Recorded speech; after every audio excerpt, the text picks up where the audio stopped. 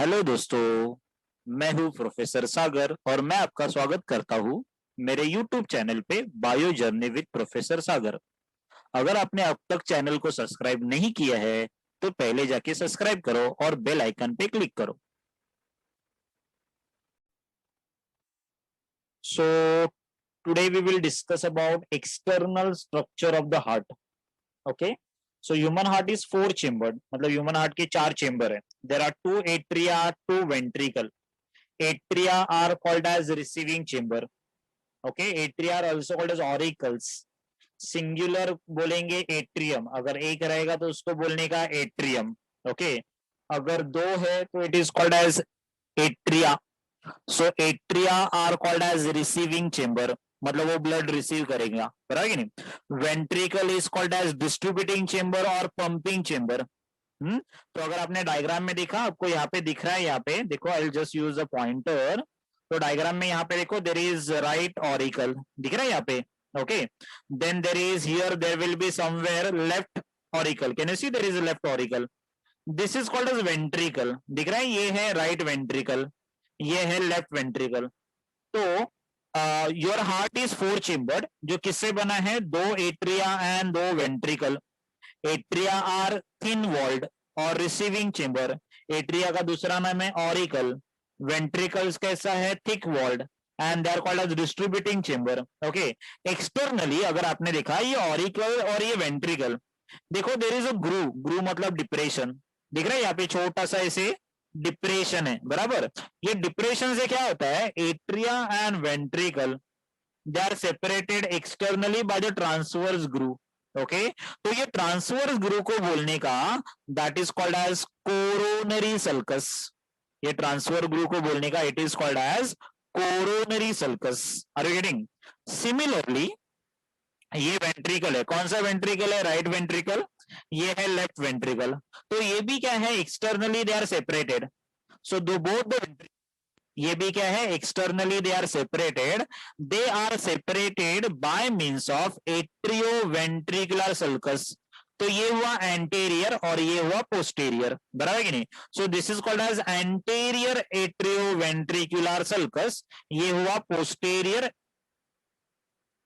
Interventricular sulcus, बराबर। तो ये है एंटेरियर इंटरवेंट्रिकुलर। इंटर मतलब बिटवीन, दोनों के बीच में। कौन से दोनों के बीच में? राइट एंड लेफ्ट वेंट्रिकल के बीच में देर इज अ ग्रू, बराबर। ये ग्रू को क्या बोलने का? इंटरवेंट्रिकुलर ग्रू। तो ये दो ग्रू है, एंटेरियर एंड पोस्टीरियर। तो ये क्या करेगा? इंटरवेंट्रिकुलर ग्रू सेपरेट करेगा। किसको सेपरेट करेगा? Separate both the ventricle, left and right ventricle को एक्सटर्नली सेपरेट कर रहा है। Are you getting this?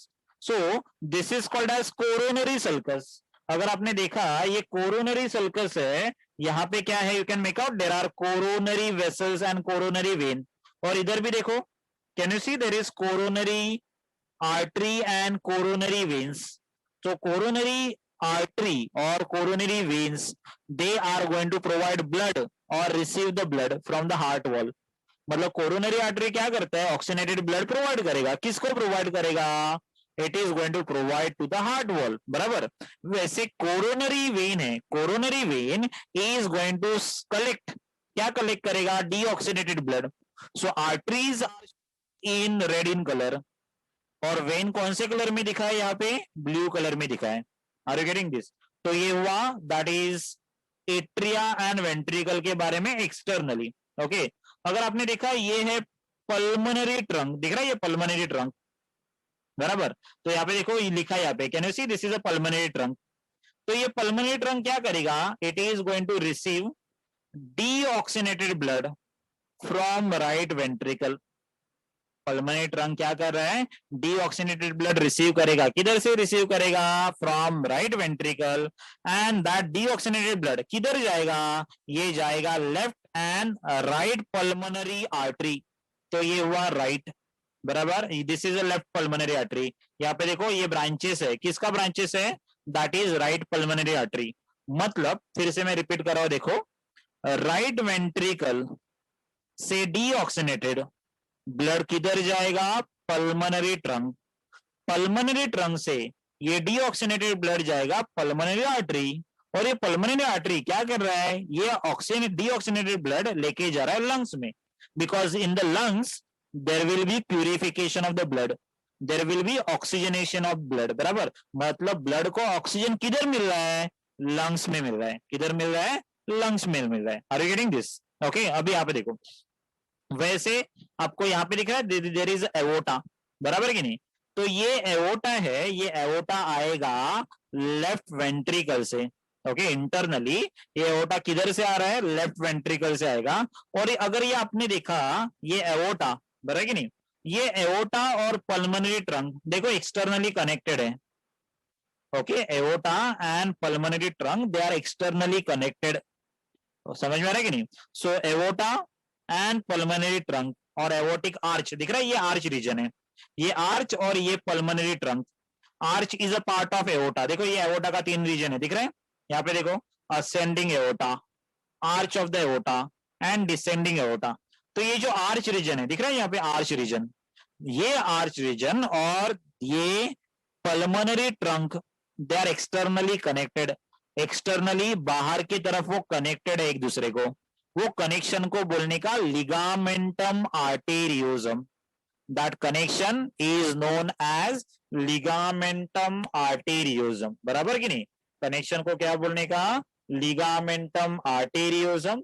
ये लिगामेंटम आर्टेरियोजम एक्चुअली है क्या, अगर एम्ब्रियोनिक कंडीशन में, ओके, जब भी एम्ब्रियोनिक कंडीशन होगा, ड्यूरिंग द एम्ब्रियोनिक कंडीशन, ये लिगामेंटम आर्टेरियोजम है, कंडीशन में एक डक्ट रहेगा, ये डक्ट का नाम है डक्टस आर्टेरियोसिस, मैं यहाँ पे लिखता हूँ, ओके, ये लिगामेंटम आर्टेरियोजम है, ये क्या है, एम्ब्रियोनिक कंडीशन में एक डक्ट है, बराबर, ये डक्ट का नाम है डक्टस आर्टेरियोसिस, ओके, ये एम्ब्रियोनिक कंडीशन में है, बराबर।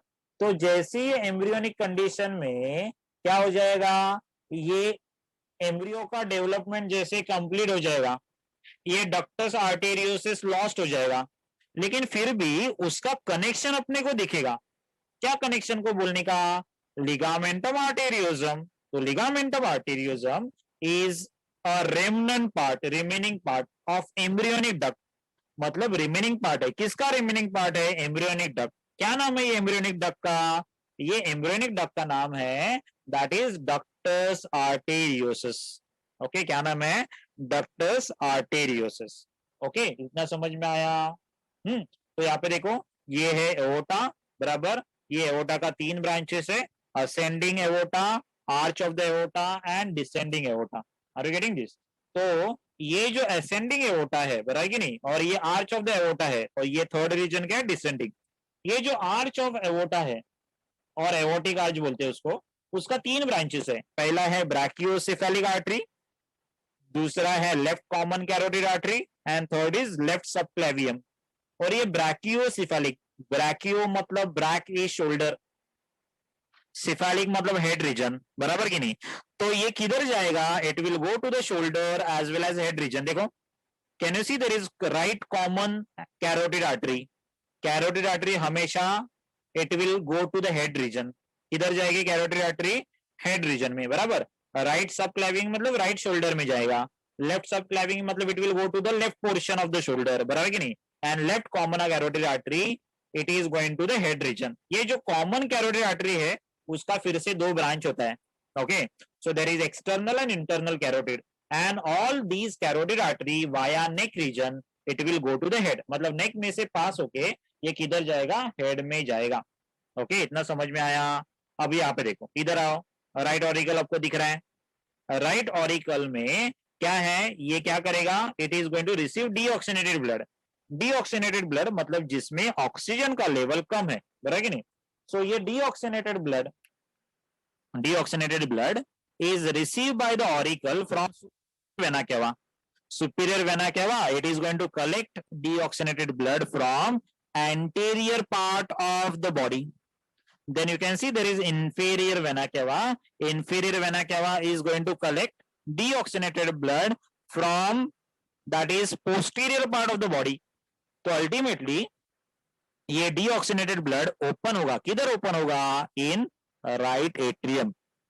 तो ये हुआ external structure of the heart. तो एक्सटर्नल स्ट्रक्चर में आपको क्या याद रखना है, चार, there are 4 chamber, 2 atria 2 ventricle. फिर आपको क्या याद रखना है, कोरोनरी सल्कस क्या है, आपको याद रखना है anterior and posterior inter ventricular sulcus. Sulcus मतलब देयर इज अ ग्रूव और डिप्रेशन, बराबर कि नहीं। यहाँ पे देखो एक छोटा सा रीजन अंदर गया, उसको बोलने का डिप्रेशन, बराबर कि नहीं। ये भी क्या है, डिप्रेशन। उसके अंदर क्या है, coronary artery and coronary when, बराबर, ये याद रखना है। फिर आपको क्या याद रखना है, पल्मोनरी ट्रंक के बारे में याद रखना है, एओर्टा के बारे में याद रखना है, लिगामेंटम आर्टेरियोजम क्या है वो याद रखना है। ये किसका पोर्शन है, रिमेनिंग पोर्शन है डक्टस आर्टेरियोसिस। ये पल्मोनरी ट्रंक के ब्रांचेस याद रखना है। एओर्टा क्या, 3 रीजन आपको याद रखना है, असेंडिंग, आर्च एंड डिसेंडिंग। फिर उसका ब्रांचेस आपको याद रखना है, what we have discuss. Okay, तो ये हुआ external structure of the heart.